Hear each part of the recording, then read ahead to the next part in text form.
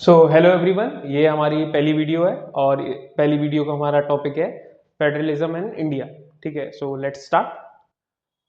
Federalism जो है वो ग्रीक वर्ड फोइडेस से ड्राइव हुआ है। फोइडेस का मतलब होता है एग्रीमेंट, और पॉलिटिकल साइंस के टर्म्स में it is a way of dividing power among different layers of administration and an attempt to power reach at the lowest level. मतलब पावर का डिवीजन इस तरीके से हो कि जो लोवेस्ट लेवल है सोसाइटी का वो भी फील करें कि हाँ, we are in process of decision making. So for example power division between centre and state, state and gram panchayat, municipalities, ETC, this is known as federalism. अब हम देखेंगे कि फेडरलिज्म के फीचर्स क्या क्या हैं। अच्छा, एक बात बताओ कि अगर पावर का डिवीजन हुआ है, एग्रीमेंट हुआ है दो स्टेट्स के बीच में, बेसिकली फेडरलिज्म में हुआ क्या है कि दो स्टेट्स जिनको लगा कि हमें कंबाइन होना चाहिए, दो या दो से ज्यादा state to make a country, उन सब ने आपस में एग्रीमेंट किया कि पावर ऐसे डिवीजन होगा, एक सेंट्रल अथॉरिटी होगी, वो नेशनल इंटरेस्ट में डिसीजन लेगी जो पूरे कंट्री पे अप्लाई होंगे, बाकी स्टेट्स जो हैं वो उनके जो पावर ज्यूरिडिक्शन होगा उसमें डिसीजन लेंगे वो। ठीक है, अब ये जो एग्रीमेंट हुआ है it should be in written form, the rules and regulation should be in written form, so the constitution should be in written form. ठीक है, तो रिटन कॉन्स्टिट्यूशन। ठीक है, अच्छा एक बात बताइए, एक फेडरल कंट्री में कॉन्स्टिट्यूशन रिटन होना, रिटन तो है, रिजिड होना चाहिए या फ्लेक्सिबल होना चाहिए? रिजिड और फ्लेक्सिबल का मतलब बता देता हूँ। रिजिड का मतलब होता है कि संविधान में जो संशोधन हो वो बहुत मुश्किल से किए जाए, मतलब उनको करने में लगभग एक वास्ट मेजोरिटी का नीड हो ताकि अमेंडमेंट किए जा सके। और फ्लेक्सिबल में जो मतलब सिंपल मेजोरिटी से अमेंडमेंट हो जाए या फिर बहुत आसानी से अमेंड किया जा सके, मतलब बदलाव संविधान में संशोधन बहुत आसानी से किए जा सके। अच्छा, कोई एग्रीमेंट बनाए, ठीक है, between states to form a country, federal जो डेफिनेशन है। अब इस डेफिनेशन में अगर कॉन्स्टिट्यूशन जो रिजिडिटी है वो बहुत कम है, लेट से संविधान में, तो जो अमेंडिंग पावर है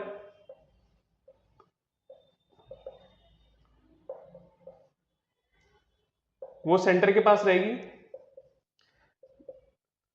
ये आसानी से अमेंड कर देगा कॉन्स्टिट्यूशन को। तो हो सकता है जो फेडरल नेचर है या फिर जो स्टेट्स है उनको अपने पावर के साथ या फिर अपने ज्यूरिडिक्शन के साथ कॉम्प्रोमाइज करना पड़ जाए। सो फेडरलिज्म का एक बहुत ही इंपॉर्टेंट फीचर है कि it should have a rigid constitution.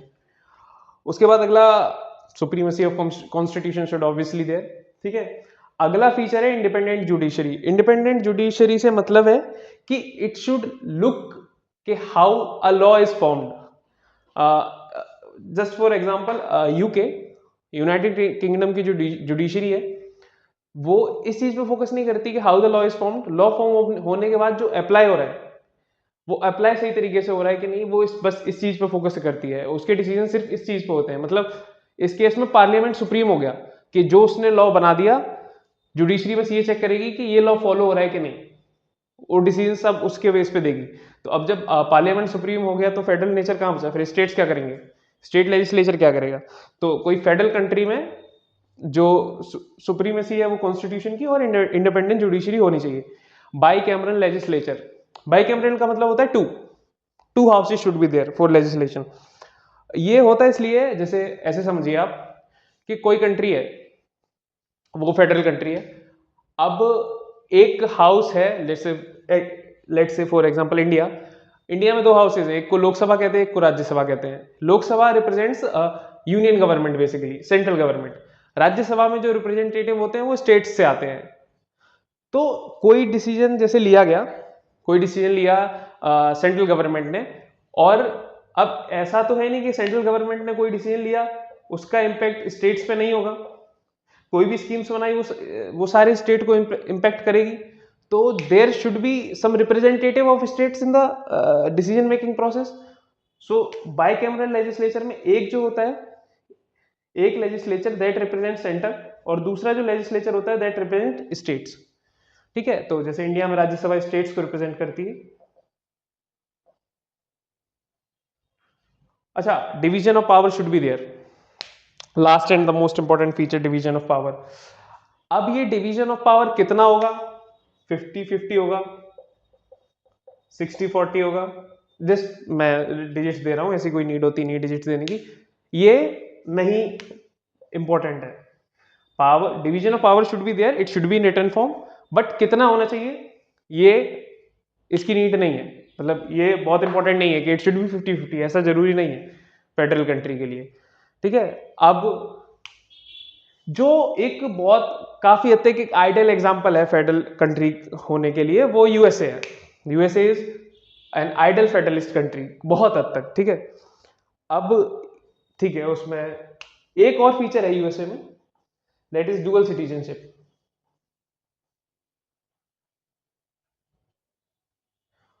मतलब स्टेट की एक अलग सिटीजनशिप होगी, कंट्री एज एन यूएस एक अलग सिटीजनशिप है। अब हम चेक करते हैं कि क्या ये फीचर्स इंडिया पे अप्लाई होते हैं। Is India federal country? Let's check each and every feature. Written constitution है भारत का, सुप्रीमेसी ऑफ कॉन्स्टिट्यूशन है। अब रिजिडिटी को लेके सवाल है कि भारत का कॉन्स्टिट्यूशन रिजिड है या नहीं है। अमेंडमेंट की जा सकती है भारत के कॉन्स्टिट्यूशन में, बहुत सारी अमेंडमेंट्स हुई हैं। भारत का कॉन्स्टिट्यूशन रिजिड है, लेकिन उतना रिजिड नहीं है जितना यूएसए का कॉन्स्टिट्यूशन रिजिड है। ऐसे समझिए कि यूएसए में अभी तक 30 अमेंडमेंट्स हुई हैं, जहां तक मुझे याद आ रहा है, टोटल 30 बार अमेंड किया गया है 200-250 साल की हिस्ट्री में। इंडिया का कॉन्स्टिट्यूशन 100 से ज्यादा बार अमेंड किया जा चुका है 75 ईयर्स की हिस्ट्री में। इसका मतलब ये नहीं कि हमारा कॉन्स्टिट्यूशन खराब है, उनका कॉन्स्टिट्यूशन खराब है। उनका कॉन्स्टिट्यूशन भी बहुत शानदार काम कर रहा है, हमारा कॉन्स्टिट्यूशन भी बहुत शानदार काम कर रहा है, ऐसे कोई दिक्कत है नहीं।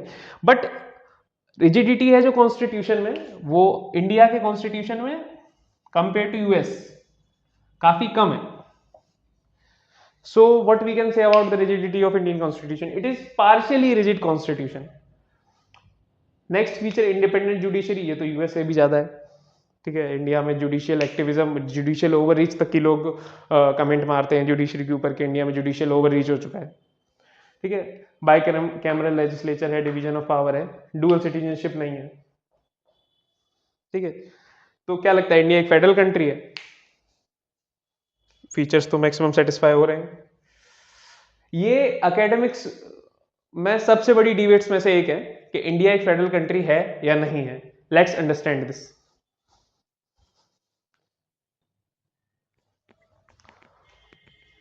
तो अभी हमने देखा कि इंडिया में जो फेडरल फीचर्स हैं, जो फेडरलिज्म के फीचर हैं, वो इंडिया किस हद तक जस्टिफाई करता है। तो इस साइड से तो लगा कि हमें इंडिया एक फेडरल कंट्री है, बट अभी आप कुछ ऐसे फीचर्स हैं इंडियन कॉन्स्टिट्यूशन में जो इंडिया को एज ए यूनियन बहुत हैविली एम्फेसाइज रहते हैं कि India is a union country. Article 1 of the constitution states India as a union of states. पहला ही आर्टिकल बता रहा है कि इंडिया एक यूनियन है। उसके बाद इंडिया में सिंगल कॉन्स्टिट्यूशन है। अच्छा, फेडरल कंट्रीज जैसे कि यूएसए मैंने बताया आपको कि एक आइडियल फेडरल कंट्री कहा जा सकता है, उसमें 2 कॉन्स्टिट्यूशन होते हैं बेसिकली। एक मतलब 2 इन द सेंस कि एक सेंट्रल का कॉन्स्टिट्यूशन है पूरे कंट्री का, और पर्टिकुलर स्टेट्स का अपना एक अलग संविधान है जिससे वो स्टेट्स को जज करते हैं, ठीक है। तीसरी चीज सिंगल सिटीजनशिप है इंडिया में।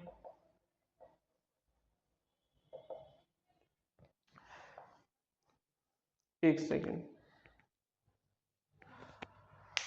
सबसे इंपॉर्टेंट चीज ये है जैसे कि स्टेट्स ने आपस में कॉन्ट्रैक्ट किया कि हम एक कंट्री बनेंगे, तो फेडरलिज्म, इसको फेडरलिज्म कहते हैं जैसा कि हमने डेफिनेशन में पढ़ा।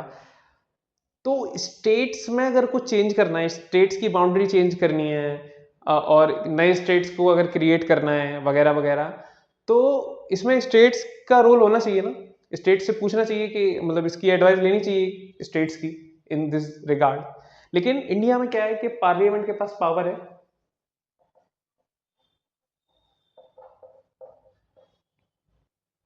To change the boundary of the states.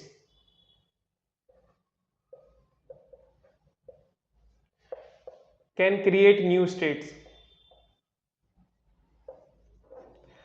ऐसा हुआ भी था 2001 में 3 नए स्टेट्स बने थे भारत में, उससे पहले भी क्रिएशन हुआ है स्टेट्स का बहुत बार। एक उत्तराखंड बना था उत्तर प्रदेश से, एक बिहार से झारखंड अलग हुआ और मध्य प्रदेश से छत्तीसगढ़ अलग हुआ। कुछ लोग कहते हैं कि बिहार से झारखंड अलग होने के जो रीजंस थे वो पॉलिटिकल ज़्यादा थे, ठीक है। तो मतलब आप देख रहे हो ना कि सिर्फ और वो जो रीजंस थे वो सेंटर गवर्नमेंट की तरफ टिल्टेड थे, ठीक है। तो जो पार्लियामेंट है उसके पास पावर है अमेंड करने की, और इसमें वो स्टेट से एडवाइस मांग सकता है, और जो इसकी एडवाइस होगी वो नॉन बाइंडिंग है पार्लियामेंट पर, मतलब माने ना माने कुछ फर्क पड़ेगा नहीं। तो ये जो फीचर्स हैं ये बता रहे हैं कि इंडिया का जो कॉन्स्टिट्यूशन है और इंडिया एज अ कंट्री एक यूनियन कंट्री ज़्यादा है कंपेयर टू फेडरल फीचर्स, ठीक है। और पांचवी चीज, मतलब जैसे यूएसए है, USA is a country, it is N indestructible union of indestructible states, जबकि भारत ऐसा नहीं है। Bharat is indestructible union of destructible states, मतलब हम स्टेट्स को चेंज कर सकते हैं बट यूनियन से कोई स्टेट बाहर नहीं जा सकता, कोई एरिया बाहर नहीं जा सकता। तो मतलब देख रहे हो ना कि आप इंडिया का टिल्ट है। इंडियन फेडरलिज्म जो है दैट इज हैविली, हाईली और मॉडरेटली भी कह सकते हैं, दैट्स अप टू यू, जैसे भी कहो, टिल्टेड टुवर्ड्स सेंटर और यूनियन गवर्नमेंट। मतलब जो पावर्स हैं वो यूनियन गवर्नमेंट के पास ज़्यादा हैं कंपेयर टू स्टेट गवर्नमेंट। कुछ एकेडमिक्स में कुछ जो पॉलिटिकल साइंटिस्ट हैं वो इंडिया को एक क्वाज़ी फेडरल कंट्री कहते हैं। क्वाज़ी का मतलब होता है, क्वाज़ी का अर्थ होता है कि जो फेडरल लगे बट फेडरल है नहीं, मतलब it appears to be federal but in actual sense it is an union, it is a union.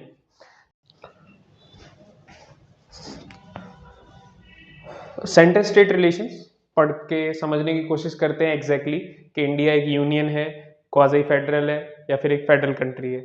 और सेंटर स्टेट रिलेशंस हम पढ़ेंगे कॉन्स्टिट्यूशन ने कैसे प्रिस्क्राइब किया है कि how should this relation look like, ठीक है।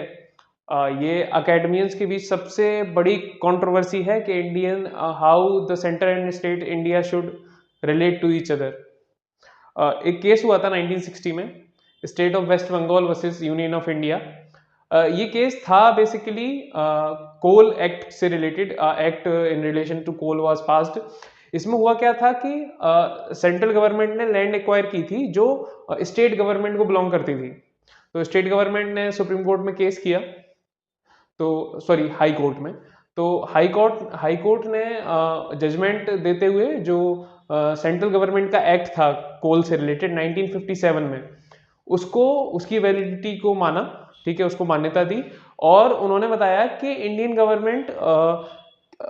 कॉन्स्टिट्यूशन जो है उसमें जिस तरीके से सेंटर स्टेट रिलेशन को बताया गया इंडियन कॉन्स्टिट्यूशन में, there is no concept known as theory of rights, theory of state rights.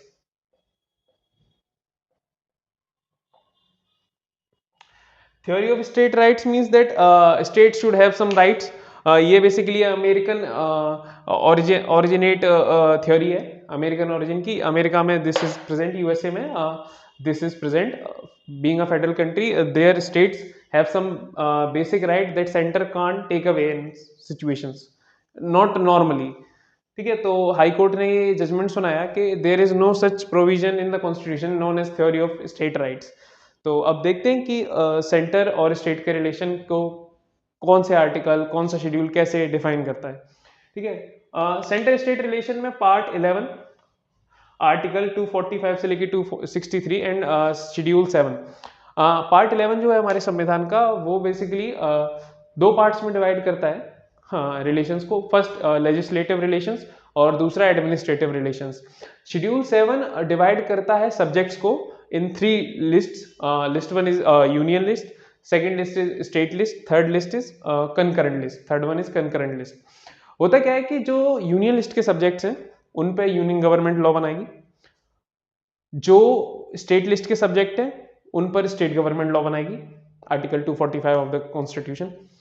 और जो कंकरेंट लिस्ट के सब्जेक्ट हैं उन पे दोनों स्टेट और यूनियन दोनों लॉ बना सकते हैं, परंतु अगर स्टेट ने लॉ बनाया और एक लॉ यूनियन ने बनाया same subject that is in concurrent list, और ये दोनों आपस में विपरीत हैं, तो जो यूनियन गवर्नमेंट का लॉ होगा वो प्रिवेल करेगा, स्टेट गवर्नमेंट का जो लॉ है वो वॉइड डिक्लेयर हो जाएगा।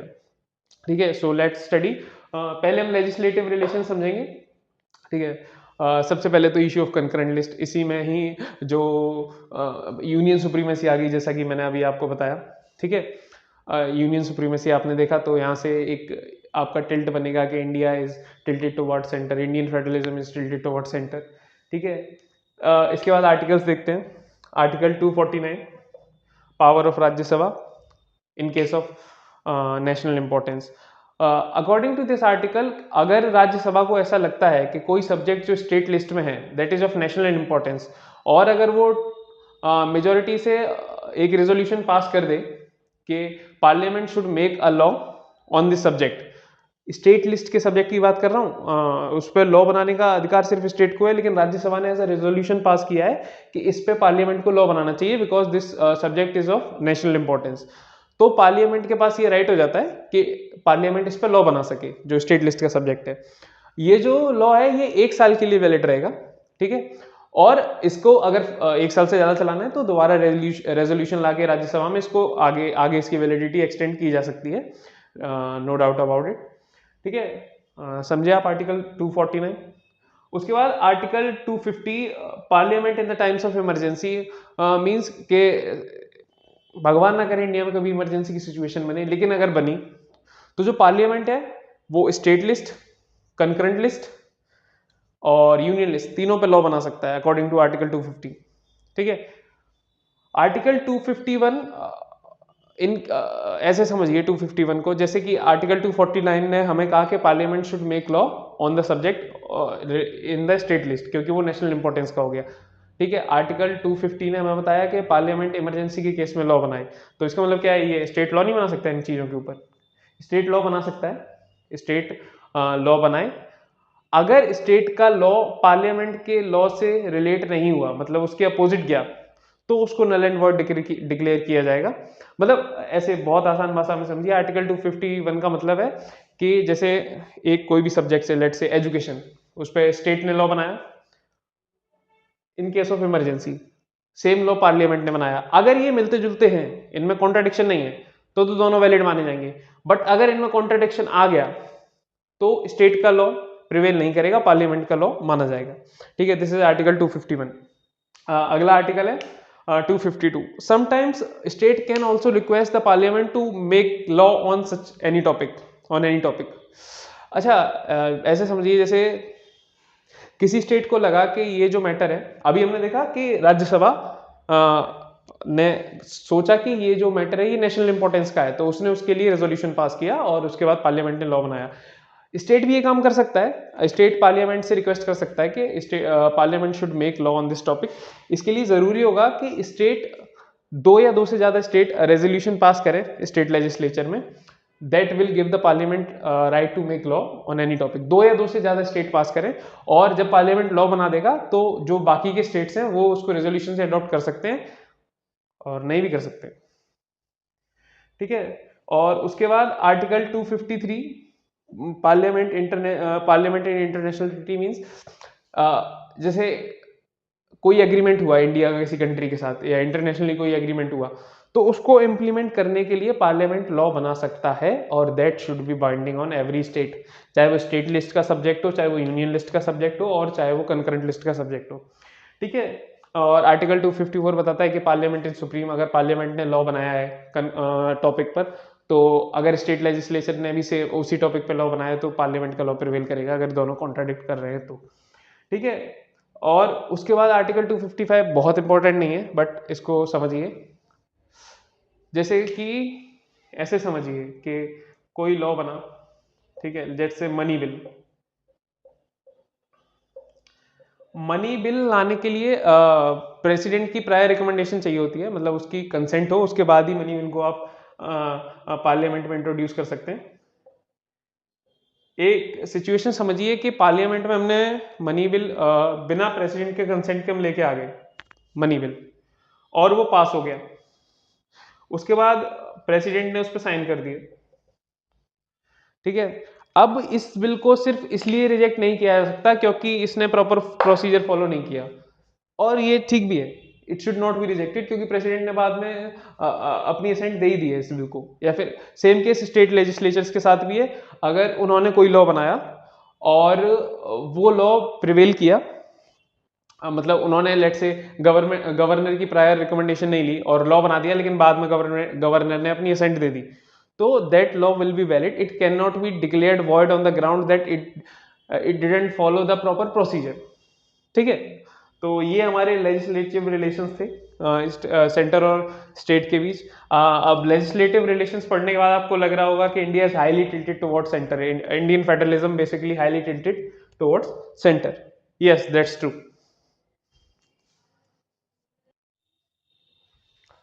Now we will look to the administrative relations that are described in part 11 of the constitution from article 256 to 263.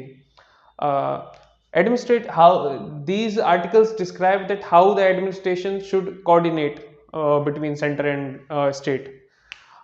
The article 256 ये बताता है कि जो स्टेट एग्जीक्यूटिव है वो उस तरीके से काम करे कि जो पार्लियामेंट ने लॉ पास किया है उसके साथ उसके पैरेलल काम करे, मतलब it should not be against the law of parliament और it should not ignore the law of parliament. ठीक है, आर्टिकल 257 ऑफ द कॉन्स्टिट्यूशन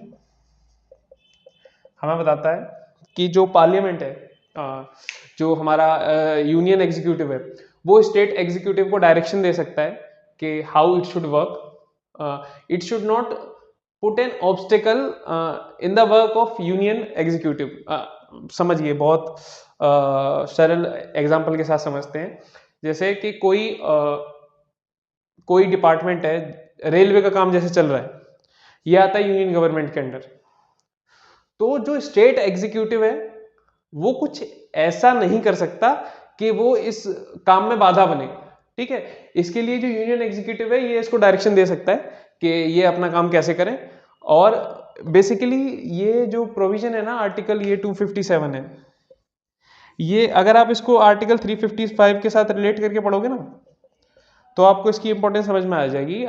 इसमें तो आपको लग रहा होगा कि मतलब ऐसे डायरेक्शन देना है तो यूनियन गवर्नमेंट अपने आप को पर्सनल फेवर कर सकती है, मतलब ऐसे हाइपोथेटिकली ऐसी सिचुएशन है कि केंद्र में किसी और की सरकार है, राज्य में किसी और की सरकार है, वो स्टेट एग्जीक्यूटिव को इस तरीके से डायरेक्शंस दे रही है कि जो राज्य सरकार है वो प्रॉपर काम ही ना कर सके, ताकि जो सेंटर में जो पार्टी है उसको बेनिफिट मिले। ऐसा भी तो यूज हो सकता है इस आर्टिकल का, लेकिन हाँ हो सकता है, लेकिन बहुत हद तक ऐसा यूज नहीं हुआ है, क्योंकि इसकी इंपॉर्टेंस तब समझ में आती है जब इसको आर्टिकल 355 के साथ पढ़ते हैं। Article 355 gives the duty to the union को ड्यूटी देता है कि it should prevent the state from any arm rebellion और एनी एक्सटर्नल थ्रेट और इंटरनल थ्रेट। अर्थ समझिए, जैसे किसी स्टेट में टेरर अटैक है, वायलेंस है, नक्सलाइट्स है, ये जितने भी जो थ्रेट्स है ना स्टेट में, यूनियन गवर्नमेंट की ड्यूटी है कि इन सबको ये प्रोटेक्ट करे, किसी भी स्टेट को इन सारे थ्रेट से। तो जो आर्टिकल 257 है ना, उसमें जो डायरेक्शन दिए जाते हैं वो बेसिकली इसी आर्टिकल से रिलेट होकर दिए जाते हैं। Direction on the issue of military, on the issue of national importance और the importance of for the state any issue. ठीक है, उसके बाद जो आर्टिकल 258 है, ये बेसिकली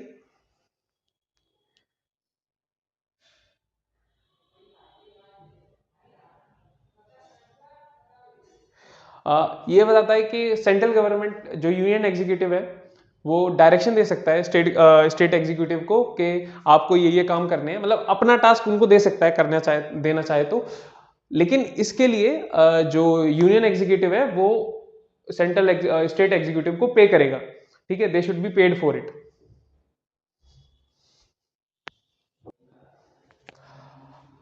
अब जैसे कि हमने देखा कि अब ये जो आर्टिकल्स देखे हमने 256, 257, 355 और 258, अब कुछ ऐसे डिस्प्यूट्स हैं या कुछ ऐसे रिलेशंस हैं जो इंटर स्टेट्स भी होते हैं। ठीक है, जो डिस्प्यूट में कन्वर्ट हो जाते हैं। अब नदी ऐसा तो होगा नहीं कि एक ही स्टेट में बहेगी, ठीक है। तो जो पार्लियामेंट है हमारा, और जैसे इंटर वाटर डिस्प्यूट्स है, बेसिकली आर्टिकल उसी से रिलेटेड है, जो संविधान का article 262 I guess, it defines कि parliament can make laws on the inter water disputes, मतलब इनको रिजॉल्व करने के लिए पार्लियामेंट लॉ बना सकता है, और it can restrict the supreme court और any other authority to interfere in these disputes. ये हमारे पार्लियामेंट के पास अधिकार है कि वो जो मतलब एक तरफ तो इस पे लॉ भी बना सकता है, और दूसरी तरफ जो अगर कोई और अथॉरिटी इसमें इंटरफेयर करना चाहती है तो उसको रोक भी सकता है, मतलब ज्यूरिडिक्शन को रिस्ट्रिक्ट कर सकता है आर्टिकल 262 के अगेंस्ट, 262 के वजह से, नॉट अगेंस्ट। आर्टिकल 263 जो है, it gives the parliament to form an inter state council. Inter state council एक अपने आप में बड़ा टॉपिक होने वाला है। इंटर स्टेट काउंसिल बेसिकली अभी डिटेल में पढ़ेंगे बाद में, कोऑपरेटिव फेडरलिज्म, कॉम्पिटिटिव फेडरलिज्म के साथ, कि जो इंटर स्टेट काउंसिल है वो होता क्या है कि सारे स्टेट्स के जो चीफ मिनिस्टर्स हैं, ठीक है, सेंटर में जो हमारे प्राइम मिनिस्टर हैं वो उसके चेयरपर्सन होते हैं, और बाकी जो स्टेट्स के चीफ मिनिस्टर हैं, और जिन यूटीज में चीफ मिनिस्टर नहीं है वहां पे जो एडमिनिस्ट्रेटर असाइन है वो, मतलब इनकी कंपोजिशन हो गई administrators, chief ministers of all the state, prime minister plus cabinet minister, union cabinet minister, I guess 6 हैं, एक सेकंड चेक कर लेता हूं।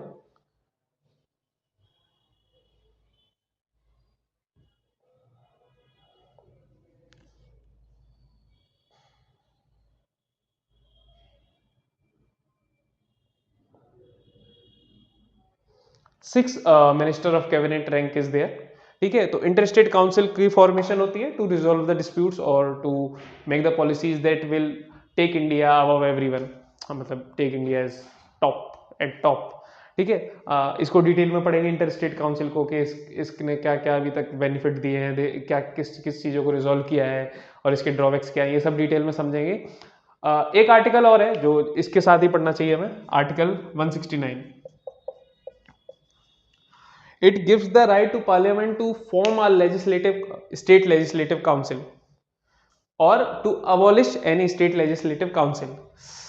मतलब कि पार्लियामेंट के पास ये अधिकार है कि किसी भी स्टेट में वो स्टेट लेजिस्लेटिव काउंसिल बना सकते हैं, लेजिस्लेटिव काउंसिल को क्रिएट कर सकते हैं, और किसी भी स्टेट लेजिस्लेटिव काउंसिल को एबॉलिश कर सकते हैं। कितने स्टेट्स में लेजिस्लेटिव काउंसिल है आप ये कमेंट करके बताइए, ठीक है। और इसके बाद अगला टॉपिक है हमारा लेजिस्लेटिव रिलेशंस, वो हम पढ़ेंगे नेक्स्ट वीडियो में। तब तक के लिए बाय बाय, टाटा।